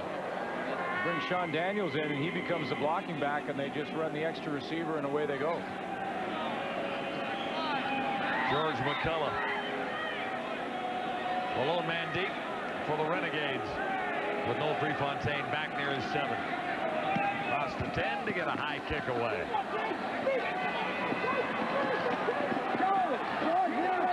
Good move by McCullough, and he's almost to the 50. Stopped there by Brad Elberg. 10 on the return, a 52-yard punt. And here we go with a first down for Dan Crowley. He was right and then throwing at the last second and aiming it a little too high for Nigel Williams. He got a hand on it, but that's about all. Yeah, Nigel Williams should have come up with that catch, so it was high. He had to go up for it, but he had both hands on it. And Crowley was improvising. He got to the outside. Michael O'Shea was starting to chase him down, so he backed up and got it to him. And Nigel Williams couldn't come up with the catch. Another area the Renegades will concentrate on for their second season is finding some more reliable receivers. Nigel Williams has had many opportunities. He's 8 seasons in the CFL. Crowley and Jimmy Oliver, who has been the most steady of the Renegade receivers with 65 catches, almost 800 yards coming in. DJ Flick, after that play was over, was in behind in a bit of a fight with one of the Argo defensive backs, and a flag came down.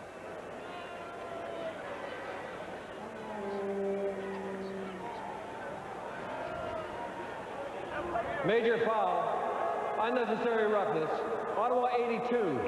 It was after the play, first down. When we wrap up, if you've tuned in watching, looking to see the NHL on TSN. We'll get you there as soon as we wrap up here. Capitals and Stars.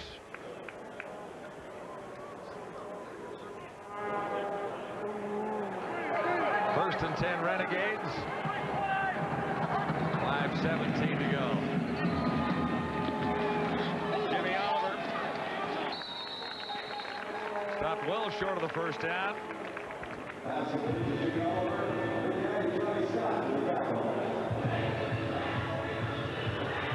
Well, penalty obviously to DJ Flick. Hurts Dan Crowley. Had a nice game there to Jimmy Oliver. Had some little momentum in this drive, all taken away. Penalty that was unnecessary.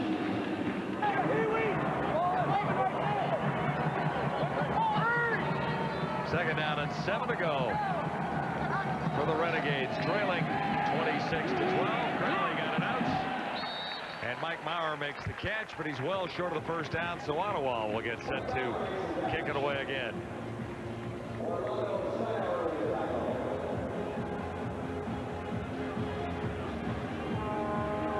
Renegades are looking to gamble here on third down and almost 5 yards necessary for a first. Time has run out on their season.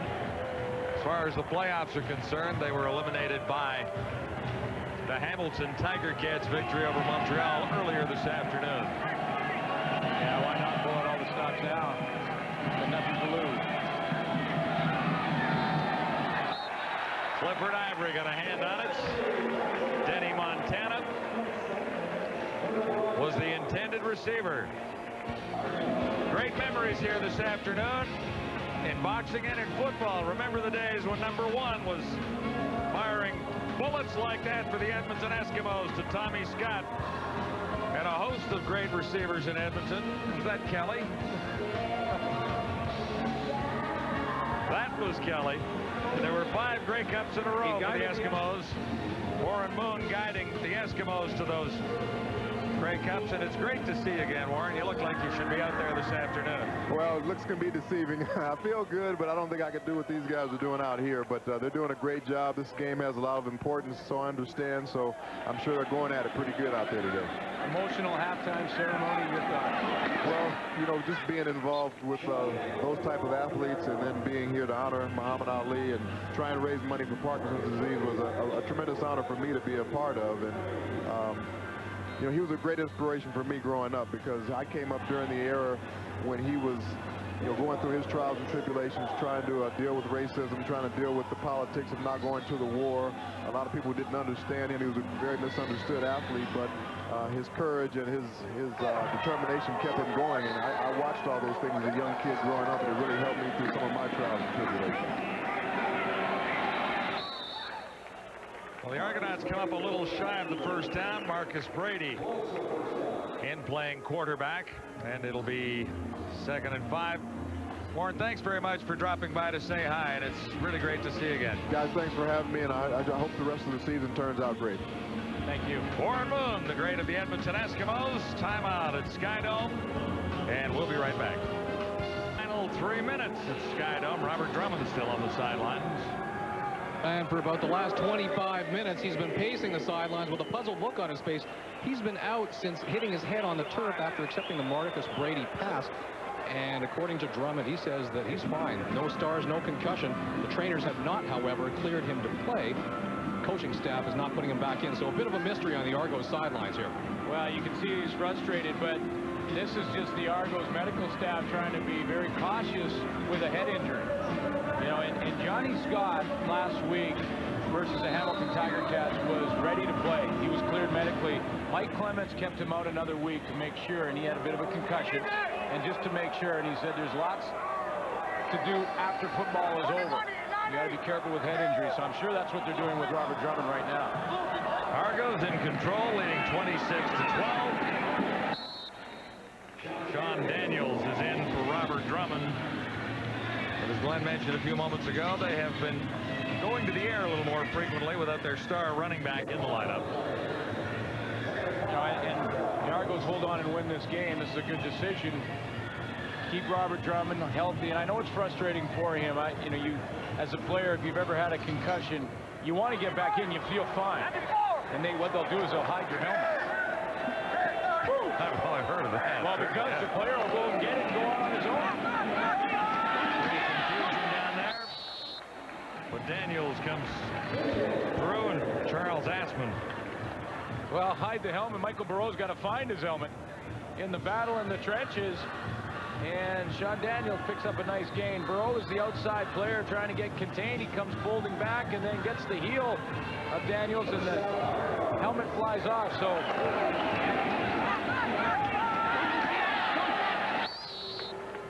Argos are hiding Drummond's helmet. Burrow's helmet's flying over the field. There's helmets everywhere. Marcus Brady, the fifth Argonaut quarterback we've seen this season. He's in for Toronto now, and if you've turned in for hockey, well, Washington-Dallas is coming up as soon as we wrap it up here at Skydome. A minute 35 on the clock in the end zone. And the Argos try to keep their playoff hopes alive. It looks like they have done that at least for another week. But for Toronto, it's a situation where they have to win and hope. Nice pass from Brady to Morreale. It is a nice throw for Marcus Brady on the outside. He's in the full run. He's full speed running to that sideline and delivers a nice strike to Mike Morreale. You know, this is a good look at a chance to see a good young quarterback. Watch out. He takes off. Now, he's just running out there. Looked at the beginning to go ahead and run a quarterback sweep. Then he sees Morreale and drops it right to him. He really fired that on the run. He didn't slow down a bit, did he? Gain of 20 yards, and the Argos are set up to score again here with 1:15 to go. Touchdowns are hard to come by. This is Sean Daniels just inside the 10. So Mike Clemens with 2 wins in 4 games as the Argonaut coach this time around. The only team he's been able to beat, the Hamilton Tiger Cats. So he's on the verge of adding the Ottawa Rough Riders here and keeping Toronto's hope for a spot in postseason play alive. They will, if they hang on and win this game, which it looks like they will still be a point behind the Hamilton Tiger Cats with both teams with 1 game to play. So the Argos need some help. Yeah, the Argos will need the Winnipeg Blue Bombers to knock off Hamilton in that game. And the Argonauts' final game will be against the Calgary Stampeders. Yeah, and you know, Winnipeg still fighting for first place in the West, so they're still motivated and want to continue to finish this season strong. Currently held by the Eskimos with 24 points, but Winnipeg with a win already this weekend moves a little bit closer. Well, we've only seen a few plays from Marcus Brady, but kind of impressive plays. Nice run to start. There's a great run, and then the pass that put Drummond out of the game. Well, that had a little heat on it. He'll put a little more touch on those after. Needed a little more touch, but here he is, looking for his first touchdown toss. And he comes up a little shy there. Everyone was covered, and so it'll be 3rd down Toronto. Well, if the Argos want a chance and they want to go and try and beat Calgary next week, they're going to have to figure out a way to put the ball in the end zone when they get down inside the 20. I think they're up around 5 or 6 now. Well, Noel Prefontaine has tried 7 field goals, connected on 5. It's funny, I was talking to Noel Prefontaine before the game, and I said, you know, your percentage is the best, one of the best in the leagues when you look at it, over 80%. But the problem with it is he only had 22 attempts, which is the least attempts in the league. And that's out of your hands. The offense got to get in range so you can come out and have attempts, and he's got 7 attempts tonight. Well, yeah, you fixed him up real well here. He's 86% coming in. Well, a few more, and he's going to be halfway to what he's had all the way up to this point. This is his 8th field goal attempt, and all have been relatively short opportunities for the Argos so far this afternoon. Well, the one, yeah, except for that one he missed, was out around the 50-yard line. But you're right, the others have been right in tight. Some early movement there from the Renegades. It was Jerome Haywood, 99.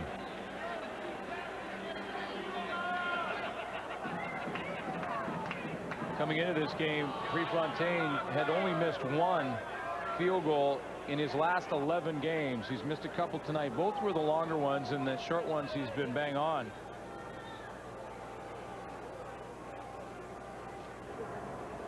Illegal procedure. Toronto 66. Penalties decline. It's still third down. And still 44 seconds on the clock.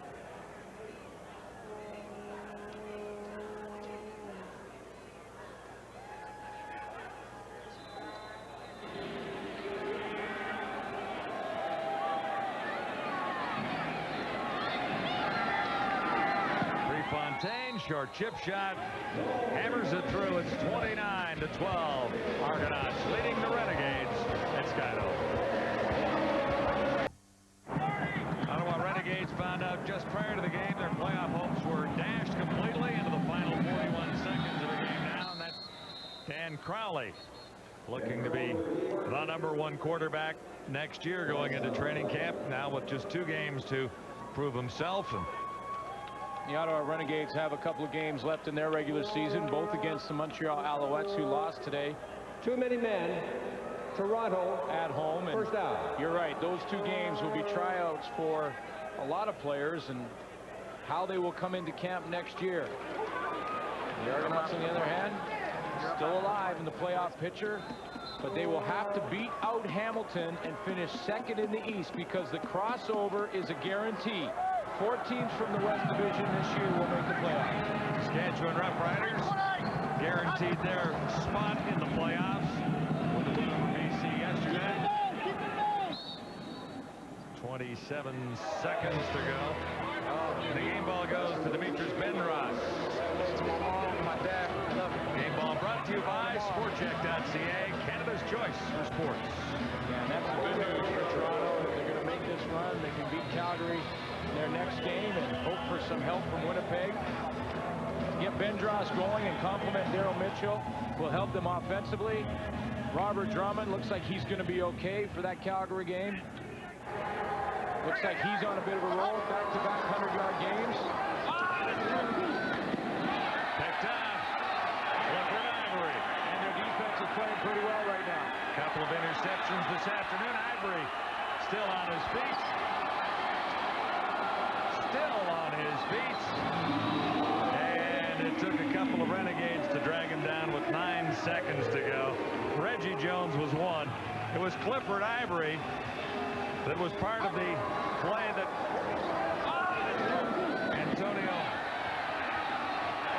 Adrian Smith was involved in earlier.